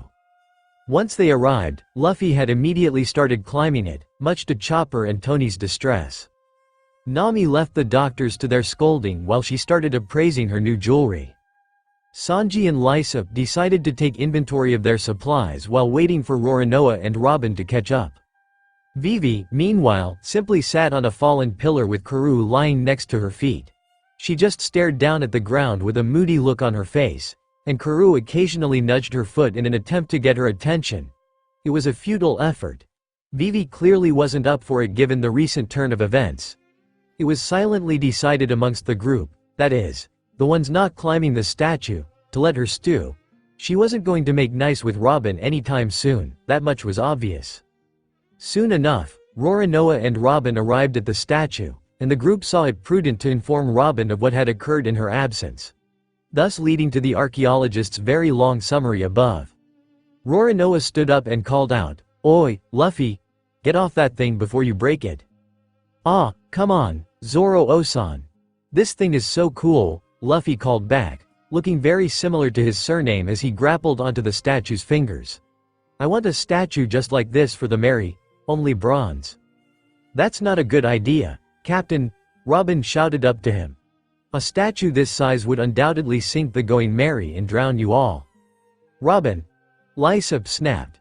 "Don't say that kind of stuff so casually, especially not when it comes to the. He flopped to ground, tears streaming from his eyes. "Mary." "Usopp," Tony cried out worriedly, forgetting temporarily to use his new name. He ran over to him. "It's okay. There's no need to be sad about the. The reindeer slumped to the ground as well, also crying. "Mary." Roronoa simply sighed at the display. Nami and Sanji sweat dropped at Lysop and Tony's miserable appearance. What happened, or was going to happen, to the Going Merry to evoke such a reaction? And why did Robin feel the need to say something so morbid? They thought Tony and Lysop had been joking about that. Still, to avoid upsetting the pair further, they chose not to question them on it. Vivi wasn't paying attention anyway, so she didn't say anything either. Despite wanting otherwise, Luffy reluctantly but carefully lowered himself from the statue. Once his feet were on the ground, he let his doctor lead him to where the group was sitting. Robin gave Luffy a quick smile before turning back to the rest of the crew. "Now, while I appreciate being filled in, I have to admit that there were a few things you told me that I was already aware of." "Oh yeah? Like what?" Vivi asked blandly. Robin sipped her tea calmly and answered. "For starters, I knew about the bounty hunters, this island being Kala, and the treasure. I know the basics as well as the lieutenants' identities from my own encounters with some of the lesser hunters." The way she said, "encounters," made it sound like the most horrible thing in the universe. Lysop, Tony, both of whom had managed to recover some, and Roronoa winced in unison.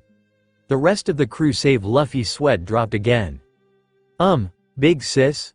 Mind if I ask you something?" Nami piped up innocently. "This treasure, you wouldn't happen to know what it is, do you?" Robin blinked. "You're still on that?" Roronoa barked. Ooh, is it meat?" Luffy asked excitedly. "What about gold? Doctor said pirates love gold," Chopper threw in. "I remember that," Tony added. "I once found a lost treasure in an island in the sky." Lysop reminisced. "Liar," Nami snorted. "I'm not, that actually happened." Usopp-san. "No future stuff. Everyone who's not Nami, shut up," Sanji demanded, breaking into the exchange. "How is Robin-chan supposed to answer if you don't give her a chance to?"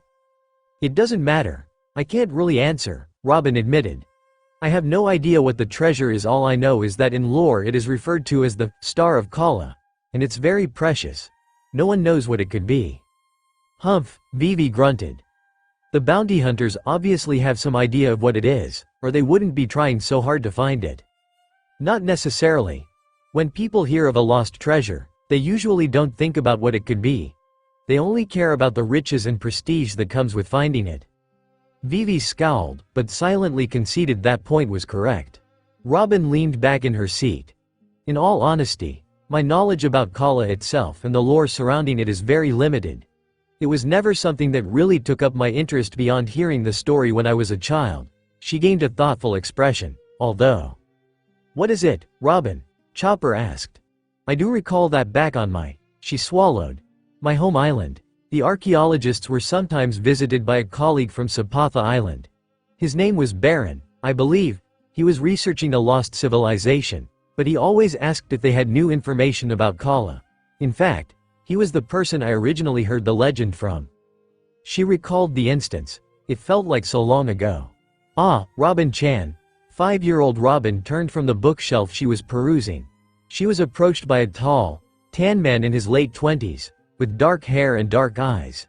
He smiled widely at her, leaning over her. The shiny medallion he always wore hung in her face. Hello, Mr. Baron, she said politely. It's been a while. Professor Clover again? Just finished talking with the geezer. As usual, he had nothing for me. He sighed morosely. First Chimp has nothing, then Clover has nothing. It's like I've hit a rut. He gave the little girl a mockingly serious expression. Never hit a rut, little Robin. It's the most depressing thing ever. Robin nodded.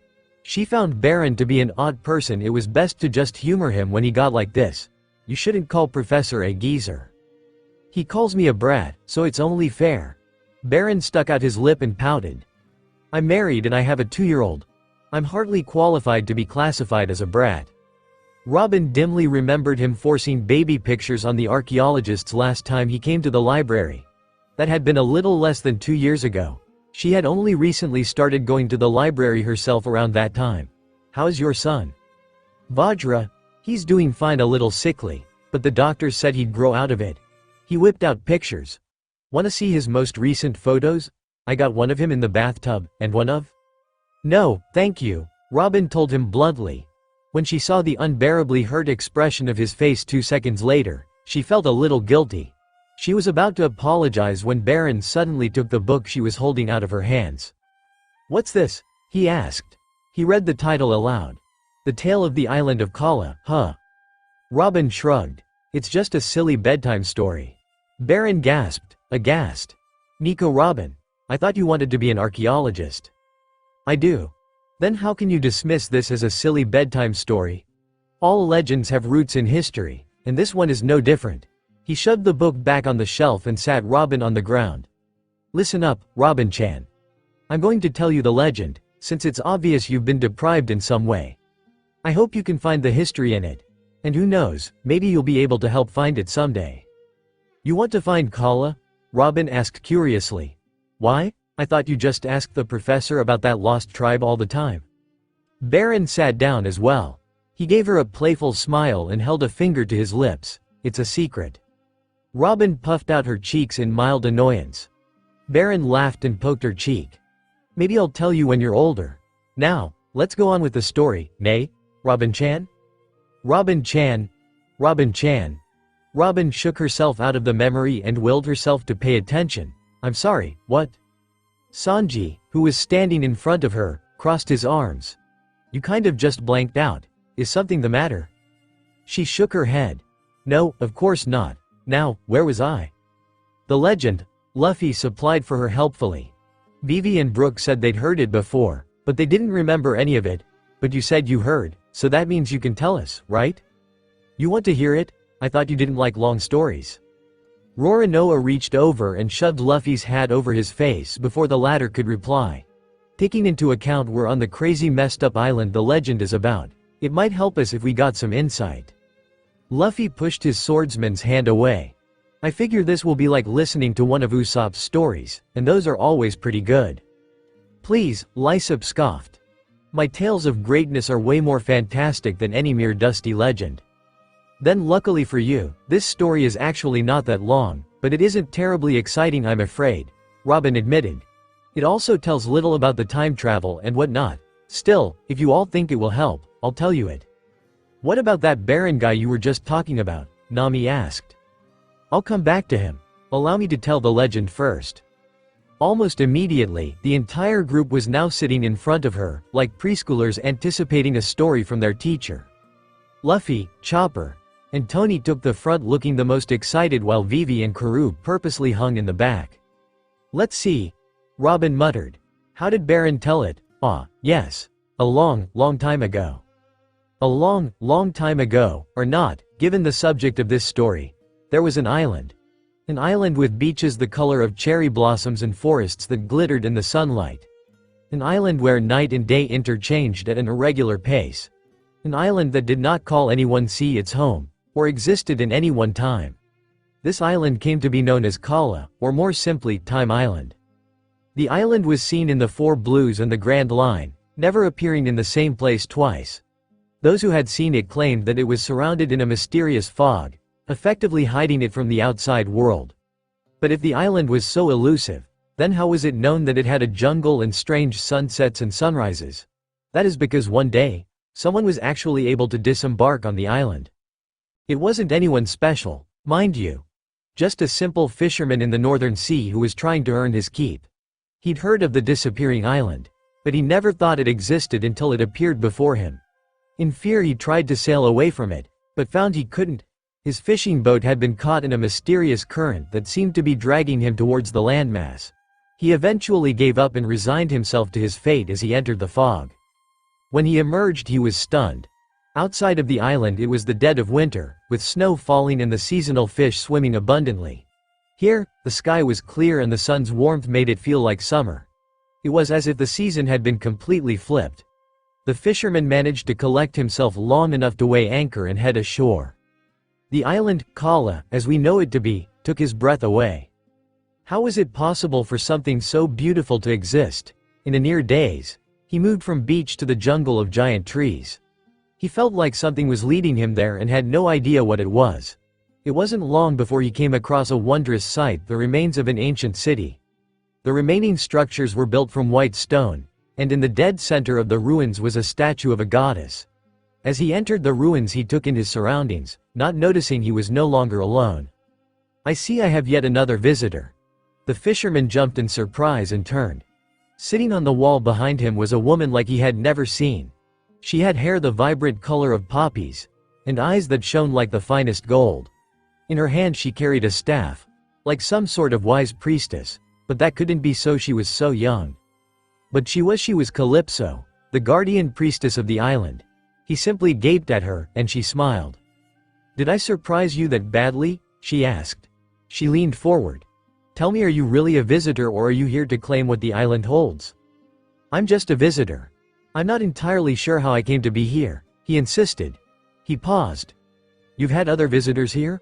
I never heard of anyone coming to this island before." "Before, after, it depends on how you view it. Time is fickle here, as is memory, it does whatever it wants." She pointed to the sky. "Look, it is only early morning and already the sun has begun to set." Indeed it was. Calypso simply laughed at his gaping and took the fisherman deeper into the ruins. She told him of past visitors of the eras they claimed to be and the positions that they held. This was when it was learned that the island traveled not just through space, but time as well. She showed him ancient treasure and technologies from the far future that had simply washed up on the island. She showed him the fruit glades where the fruit was always ripe, and even tamed a lake lord, the freshwater relative to the common sea king, right before his very eyes. He was never sure of how much time was passing, but that could be chalked up to Kala's influence. "My lady," the fisherman said at one point. "Yes?" Calypso replied.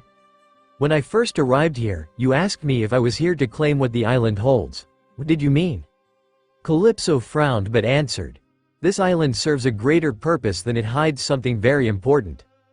Important it was. Many years ago, or not, again, due to the nature of Kala, an ancient people came to Kala in order to hide a precious treasure. The treasure was said to have been given to humanity by the heavens, and all who saw it intended to grasp it. However, those who would grasp it always intended to misuse it. Thus it was sealed away on the Time Island, so those who were greedy and unworthy would not be able to possess it. This treasure became known as the Star of Kala, named after the celestial bodies it was said to have originated from. And it is my solemn duty to watch over the treasure, and see to it that no one abuses its power," Calypso said. "Already many of my visitors have come here hoping to claim it. I do not even know how they managed to find this place." "You watch over it, all by yourself?" the fisherman asked. Calypso was the only human who lived on the island, the last surviving member of a long-dead race. She knew this and gave the fisherman a sad smile. "Yes, but I endure it. I have promises to keep and I would rather die than break them." The time eventually came for the fisherman to leave the island. As he sailed away, the current that had brought him there now taking him far from the paradise, he saw Calypso standing on a far-off cliff. She was watching him leave with the most sorrowful of expressions on her face. Once again, Calypso was alone. She may get more visitors, but she is left alone to watch over the Star of Kala until the end of time. And who knows, perhaps, one day, Kala will bring her there. The end. Robin finished. Like I said earlier, the legend's not terribly long or exciting, and information about time travel is nil. I apologize for that. "So this whole time there's been a hot priestess somewhere on this island?" Sanji said almost immediately. "That's what you got out of that story," Tony and Lysop yelled at him. "Moron," Roronoa huffed. "The legend barely told us anything about the treasure," Nami mourned. "Nami," Roronoa said, "that's not a priority," Chopper scolded her. Vivi remained silent, and Karoo simply looked on stoically, or about as stoic as a duck can get. Luffy crossed his arms but made no comment either. "Mr. Cook, please keep in mind that the legend may not be 100% accurate," Robin warned. "Some parts are, obviously, such as the beach, the jungle, the interchanging day and night, and these ruins of course. However, I have a feeling that the priestess you're so excited about seeing is only 12 years old."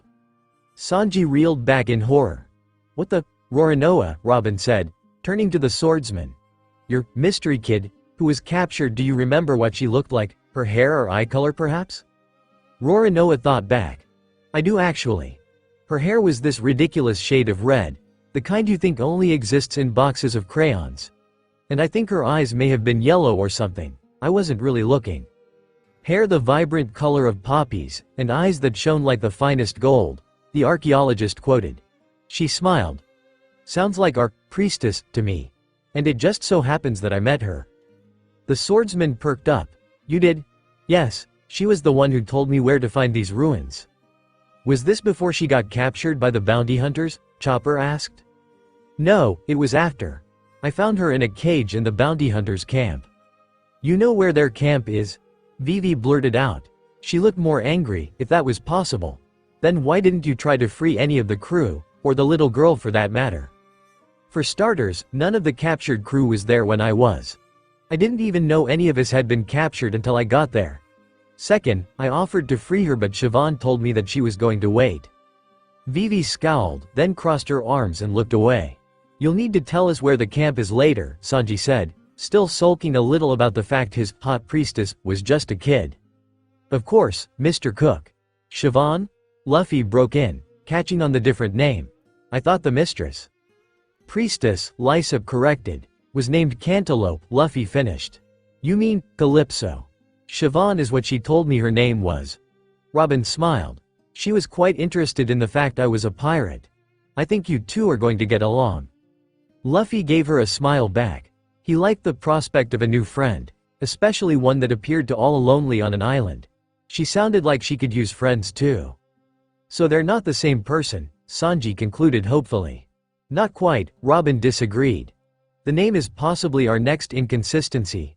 Over time, legends get muddled since most of them are passed down orally. However, this inconsistency is explainable. The legend originated in the West Blue, and it just so happens that there used to be an island in the West Blue called Calypso Island. On this island, there was a race who lived there known as the Sankalpa tribe. And that matters because," Vivi said a little snappishly. "According to the few surviving ancient texts, the Sankalpans were described as having red hair and golden eyes." Robin's face became serious. They were also the members of the lost civilization Baron was studying on top of looking for Kala. It's hardly a coincidence. "Why did this Baron guy want to find Kala anyway?" Nami inquired. "Did he want the treasure or was it just for adventure's sake like some people we know?" Some people, being the Goofy trio, gave her a thumbs up. or just lifted their hoof, in Chopper and Tony's case. Robin shrugged. He never told me, and I never saw him again after I turned 7. Last I heard of him, he had apparently died in a pirate attack on his village back on Sapatha Island. I have no way of knowing he if ever even found Kala or the lost civilization of the Sankalpa. Oh, how can a civilization get lost? Luffy asked curiously. Were they all idiots like Zoro? Would you give that a rest? Roronoa snapped at him. Not that kind of lost, Captain, Robin said, shaking her head. I meant it's lost in that the tribe and island no longer exist. In my years of research, I learned that nearly 700 years ago, both were annihilated by the then New World government. It happened in only one day. Eye widening occurred greatly. Not even Vivi could give Robin a dirty look at that declaration. Annihilated in a day, Chopper exclaimed. How is that possible? According to reports I required thanks to some associates I gained in the last couple years, the world government officially announced that the Sankalpa were planning a hostile takeover. Robin's expression darkened. Since it was so early on when this happened and the attack was imperfect, more information about the race survived, which is why I know what I know. This doesn't change the fact, however, that Calypso was the first island in known history to ever receive a buster call. Damn, Lysop whispered. Roronoa closed his eye. Tony gave Robin a sympathetic look. A buster call? Vivi echoed. She sounded almost fearful. Luffy glanced at her. You know what that is? I've heard about it from my father. It's a devastating marine attack. A fleet of 10 Navy warships led by 5 vice admirals converge on a targeted island and totally bombard it until nothing's left. While Vivi was loath to admit she had led a rather sheltered life, her father had actually only told her about this because one of their guests had brought it up and she hadn't known what it was. She wasn't even officially supposed to know about it. The whole time her father told her, he'd had this grim expression that she didn't like. It looked so wrong on him. My father told me one island in the West Blue received it 20 years ago, Vivi went on. Some place called Ohara. The inhabitants were trying to destroy the world or something. Robin stiffened, and only the future Straw Hats and Luffy noticed. Despite this, none of them said anything. That's terrible. Nami shouted. Guilty or not, how can the world government and their people so easily? As much as I hate to say it, we can discuss the justification of the world government later, Sanji said. He turned to Robin. Did you have point, Robin? Oh, yes, I did, Robin replied, collecting herself. The destruction of the Sankalpa confirms the part of the legend that dictates Calypso, or more precisely, Siobhan, as being the last of her race. But more importantly, the writing on the walls of these ruins are all ancient Sankalpan text. It's possible they originated here on Kala. Robin reached into her bag and removed some of the papers. Most of the text merely spoke of tribe, their beliefs, and their customs, but... She got up from where she sat and walked over to the base of the giant statue. It was only then the crew noticed that, like many of the walls in the ruins, it was engraved with the same strange symbols. Robin placed her palm against the writing. This writing here is not ancient. In fact, if I had to estimate, I'd say this engraving is less than 5 years old. She held up a piece of paper. This writing here says, we leave this as a warning to those who would seek out the star. May the blood of Sankalpa, Ike, and Vidya never mix, lest you wish to unleash its horror upon the sea once again. Robin moved back to the group and sat down. The Ike and the Vidya are 2 other races in the West Blue. Only they still exist today, but let's forget about them for a moment and focus on the second part of the text. Answer me this. Why would something considered a precious treasure be called a horror? A perfectly valid question, but not one easily solved. They were pirates after all. Treasure was usually considered a good thing no matter what it was. It was Roronoa of all people who answered, unless it wasn't actually a treasure to begin with. You said so yourself, Robin. Legends get muddled. Robin nodded. All of a sudden, expressions of terror appeared on Lysop and Tony's faces. They too got what she was trying to imply. The rest of the group was left to wonder. It was so out of nowhere that Nami didn't even complain about the loss of a possible cash gain. Wait, Robin. You're not saying, Lysop stuttered. Robin nodded again. That's our next inconsistency. The Star of Kala may very well be some kind of ancient weapon, or even one of the Grade 3. Pluton, Poseidon, or Uranus. It's most likely the last one. The past crewmates had no idea what these ancient weapons were, but going off of how serious all of the future crewmates looked, it was far from a good thing. That makes no sense. Why would bounty hunters be looking for this treasure or weapon or whatever of all things? Lysop hollered. It makes sense that they're trying to hunt us down, but this? Tony squealed. It's totally out of character for bounty hunters. Luffy, upon hearing this, remembered something. Fact of the matter is, I've been ordered to take you down. Boss and Arati figured turning you in will place the former back in the good graces of the Navy. Maybe it's because their boss is in trouble with the Navy, Luffy said. Everyone turned and gave Luffy a slightly bewildered look. When I was fighting Vampire Guy, he said he wanted to take me down so his boss could get back on the Navy's good side, Luffy explained. Maybe it has something to do with that. What, they're trying to take us down and get the star just because they're trying to get their boss a better reputation? Sanji theorized. That would mean the world government knows exactly what the Star of Kala is and they want it, Roronoa added. Robin thought about that. It wouldn't be the first time the world government has held vital information from the public. And taking what I already know of Carrion, it's a valid theory. She raised an eyebrow and turned towards Luffy. It's unusual of you to draw such conclusions, Captain. I'm impressed. Luffy didn't reply save a brief shrug. Sanji frowned. He guessed Luffy, despite his earlier enthusiasm, wasn't completely back to normal. Robin gave Luffy a concerned look before turning back to the group. The world government, like the majority of people, think Kala is just a legend, but they would indeed know of a great weapon's existence. Carrion, being a former Marine, would definitely see the advantage of procuring a weapon to aid in the destruction of pirates. If you include that to apprehending the infamous Straw Hat pirates, then his former superiors would definitely reinstate or even promote him. Chopper raised his hoof, much like a timid student. How did he get on the Marines' bad side in the first place, Robin? I'm not sure. I heard he'd tried to access certain Navy secrets and was discharged for betraying the Navy's trust. That bastard, Luffy snarled suddenly, jumping to his feet. He's attacking my friends, making them attack each other, just so he can his old job back. And after he betrayed his own nakama for no reason? He pounded his fist into his palm. He's going to pay for this. Calm down, Luffy, Vivi said, pulling gently Luffy's arm. Don't rush into this. I'm not going to, Luffy yelled. He walked up to Robin. Robin, are you sure you don't know where to find the older me? Roronoa raised an eyebrow. I'm sure, why do you ask? Robin replied.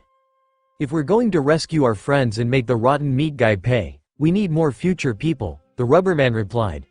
We can't take him and Vampire Guy and the rest as we are now. The entire group now shared a similar thought. Had Luffy actually thought this through? Okay, he was definitely still not all better from earlier. I'm with Luffy, Sanji agreed hesitantly, stubbing out a cigarette. If the fifth strongest bounty hunter was able to trounce Zoro, Vivi, Usopp as well as our future pervy skeleton, we're in need of a bit of backup. What are we, chopped sushi? Lysop asked, a little insulted. Yeah, we can take Carrion and his goons on, no problem, Tony declared. Nami hugged her arms. Arati nearly killed me, and Vaughn nearly killed Luffy. I'm sure you guys are strong, but I'd feel better about this if future Luffy were here too. Besides, the hunters have an entire camp full of men. That's a lot for just 4 people. It's not like the rest of us will be able to help. Yeah, we're all too weak, Vivi muttered bitterly. Kuru added in depression. The past Straw Hats hung their heads, remembering their failures up until this point. That is, except for their captain. Luffy just clenched his fists. Roronoa scoffed. Stop being stupid. None of you guys are weak. Not even the cook. The past Straw Hats gave him incredulous looks. But you said, Chopper began. I didn't tell you not to fight those of us from the future because you're all weak. Sure, you may be weaker in comparison with most of the people here, but that doesn't make you weak people, he explained as if it were obvious. It just means you have room for improvement, and if what you've seen here is any indication, you do improve in the next few years.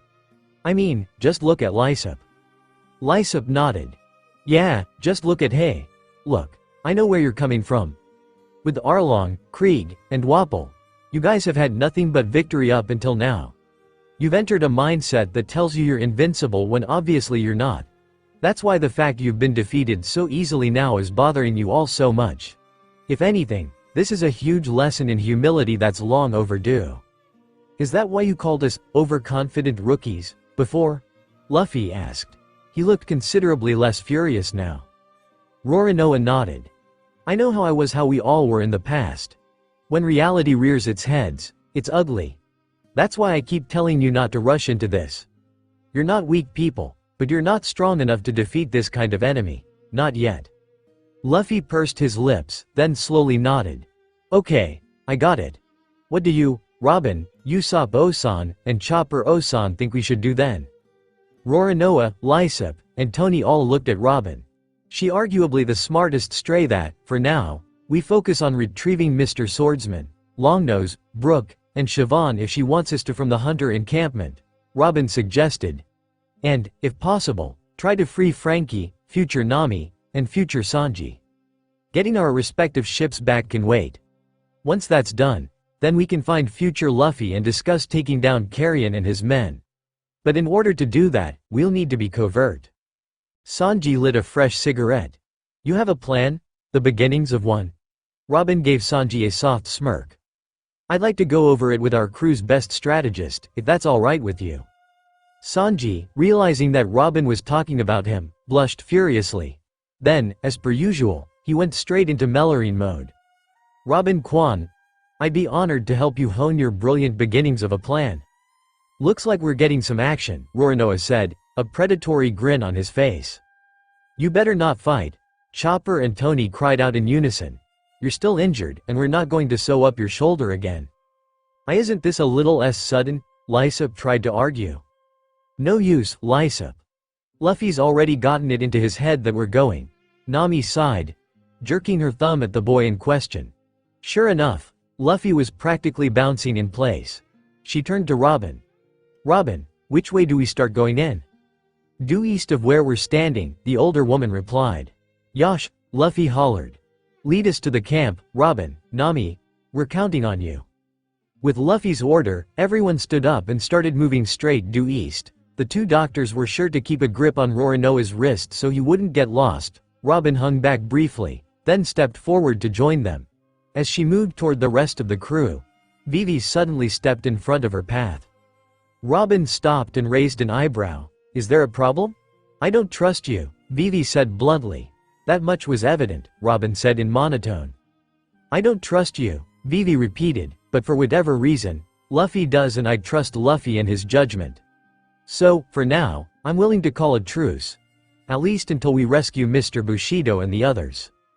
The archaeologist's eyes widened uncharacteristically. Is that fine with you? Vivi asked sternly, not really leaving room for argument. That's fine with me. Vivi nodded, then turned on her heel and jogged over to Luffy and the rest of the gang.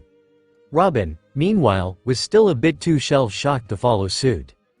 Finally, Robin tiredly ran her hand through her hair and slowly started moving to catch up with the others. Well, she sighed to herself. It's a start. Location: Carrion Bounty Hunter Base Camp, Jungle's northern sector. Time: sunset. The air was filled with smoke. The sounds of cannon fire and clashing swords rang through the air, and… holy crap, had he just jumped off a bridge? The rest of the crew was doing the exact same thing, as far as he could see. Not a single one of them looked frightened, though a couple of them had tears falling from their faces. They all smiled. Go! Nami and Sanji shouted. Go! Chopper, Zoro, and who he assumed to be a pre-modification Frankie shouted. To the sea! Two unfamiliar women shouted. Hold on, was that Miss All Sunday? They all three fell without a hint of panic on their faces, despite the fact they were fast approaching the sea below and they had devil fruit users among them. Why were they all so calm? Let's go back, everyone. Usopp was startled. That was a voice he'd never heard before. But where was it coming from? He glanced from side to side, ignoring another large explosion as it went off, and then he saw it. No, he saw her. Sailing across the waters, unmanned, was. Back to the seas of adventure.